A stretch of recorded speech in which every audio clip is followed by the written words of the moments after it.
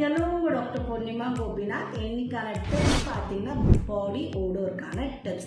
இந்த ஒரு விஷயம் உங்கள் பாடி ஓடோரை 24 ஹவர்ஸ் கண்ட்ரோல் பண்ணும். அதுக்கு ஒரு ஃபுட் கிராக், டேண்ட்ரஃப், மெச்சூர் ஸ்கின்க்கும் இது ரொம்ப பெனிஃபிஷியலாக இருக்கும். அப்படிப்பட்ட டிப்ஸ் ஓன் டிப்ஸாக சொல்ல போகிறேன். Don't skip it. ஸோ என்னென்னா ஆலம் ஸ்டோன் சொல்லுவாங்க, படியார கல்.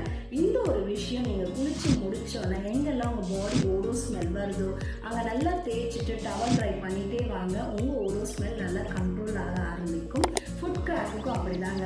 நீங்கள் நல்லா ஸ்க்ராப்பர்ன்றது கிடைக்கும். அந்த ஸ்க்ராப்பர் வச்சு நல்லா தேய்ச்சிட்டு இந்த படியார கல்லை 5 to 3 minutes நல்லா ஸ்க்ராப் பண்ணிவிட்டு நைட் தூங்க போங்க.